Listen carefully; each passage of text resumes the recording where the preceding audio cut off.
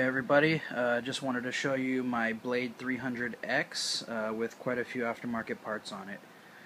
So after a few crashes and rebuilding it over and over and over with new frame and everything, I took out the white foam from the Beast X and I put in the Align gyro mount two-way sticky tape, and it seems to hold a lot better. I get a lot less vibrations. I went to Blade and I actually got their metal swash plate. I got metal follower arms, I got a metal head, I got metal rotor blade holders, and I have carbon fiber rotor blades, the aftermarket blade canopy, which if you look over here, I've got quite a few of these things smashed up from previous crashes where I just have them taped back together. But these parts you can get on Amazon to convert your helicopter. I also have a metal anti-rotation bracket too. You can get all these parts online on Amazon. I think it'll cost you about $100. I had mine shipped to Hawaii, so that was quite a bit of the cost. Otherwise, you probably get away between $50 and $70 replacing these parts. I've also replaced the tail rotor blades with some plastic ones, a little bit high visibility green, so a little easier to see. But this new canopy is really nice. These are the two other options you have. This is the factory canopy that came with it. This one I smashed, I don't know, quite a while ago. Then I got this one, and this one I smashed on New Year's Eve in Hawaii at the marsh out at Kapa'a Quarry flying.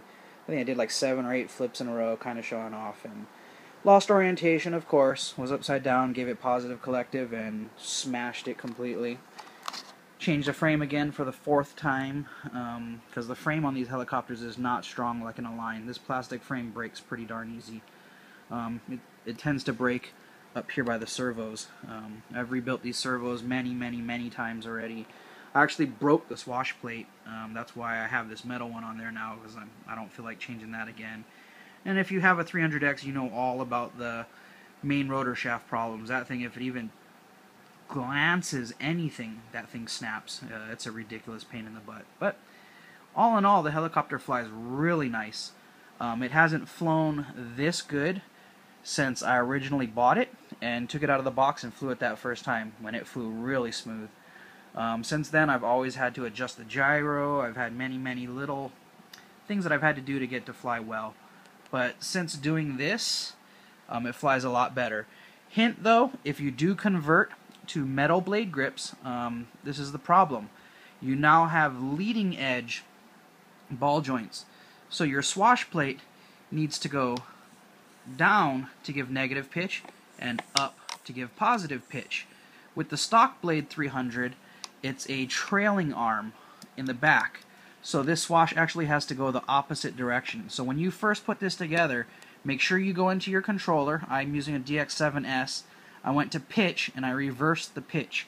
That way the swash plate's going to move the right direction, because it's not going to move the same direction now with these metal rotor blade holders, because now you have a leading edge hookup to the connecting rod versus a trailing edge hookup. So now what I mean is this hookup is on the beginning or the front part of the blade. With the stock plastic ones, it's on the back. So if you pull down, swash plate goes down, blade goes up. Now it's opposite because it's in the leading edge. So be wary of that. If you don't fix that before you take off and you try to go to idle up mode, your helicopter is going to go the wrong direction very fast, and you ain't going to be happy. So that is something you definitely need to check before you fly. Okay, I put some matching tie wraps on there, so kind of looks nice. But anyways, there she is, all blinged out. Let's see. That's my E-flite 540 QQ, my extra 300, using flap-ons on these two, love it. Mustang brushless D BL, no flap-ons on that. That thing flies pretty slow. I can bring that in pretty easy. T28, I actually rebuilt the rudder on that because my friend's Mustang prop went through it, destroyed it, so I rebuilt it, got some foam. I'm using flap-ons on that. That flies nicely. That is Hobby Co. Focke-Wulf 190. Problem with these things is the retracts are not strong, so you're going to have to be replacing retracts over and over and replacing the servo connections over and over. But it does have retracts, it does have flaps, and everything's hidden internal in the wing, so it's very nice. Very scale. Flies very similar to the Mustang. I love it. This is fast, has lift, but it's very fast, kind of like the Extra. Not quite as fast. The Extra really, really is fast, but that's still fun to fly. Over there is my old 120 SR, one of my beginning helicopters. That is a Park Zone Corsair, but if you look, I have the GB motor in there and the AS3X board.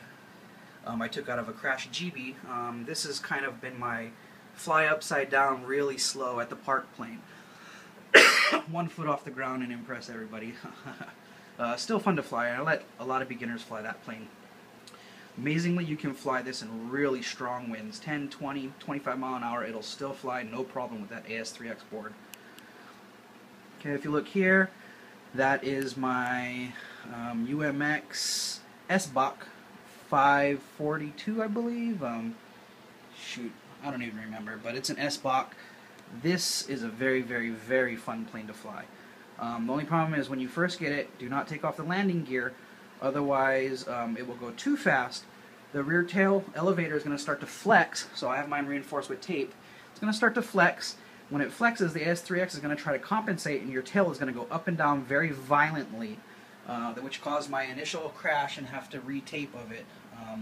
But besides that, now that I fly with the landing gear on, it doesn't go fast enough to really make that elevator flex, so not an issue anymore. The MiG-15, if you guys have seen that before, very, very fun jet to fly. Probably does about 50 miles an hour, ridiculously fast for its size. It's only a 28mm ducted fan. Also AS3X, very fun to fly. My little Nano CPX. If you guys get these, watch out. It flies like the SR, you're really going to have to dial in the gyro on the tail, otherwise it's going to wag. And it seems to burn main engines. They're only $12, but they're back order and they're hard to get. This is my Align T-Rex 450 SEV2. Not a clone, a real Align T-Rex 450.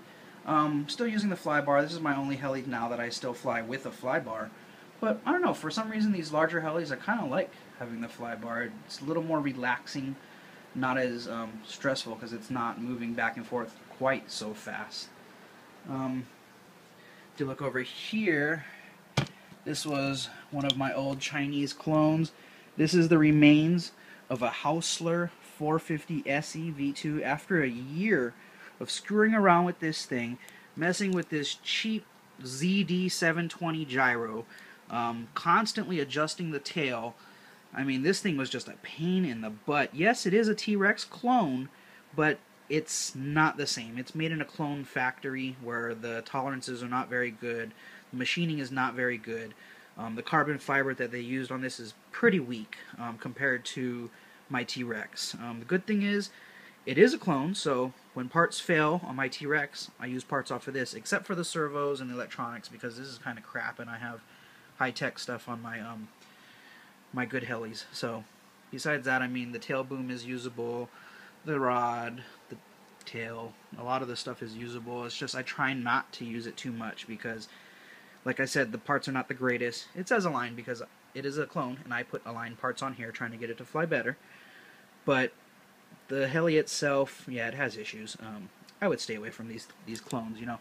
Get yourself a real T-Rex, or get yourself a decent clone, like a Copter X, or even go a different way, like Thunder Tiger. There's a lot of other decent helicopters out there, you know. You don't have to get an Align. Me personally, my shop down here stocks Align, so it's something I like to have because it's easy for me to get parts. And if you guys don't have helicopters already, and you're thinking about getting into the hobby, this is what you're going to have. This is probably about $200 or $300 worth of brand new parts for my 300X. Many, many parts, everything you could think of. I could probably build a whole nother one, minus the electronics. This is my box for my 450. Rotor blades, canopies. Like I said, you're going to have shafts, I have fly bars, gears, Just about everything I could possibly need. This is from the Chinese clone. This is my old fly bar setup for my Chinese clone. I save it for when I'm in the field.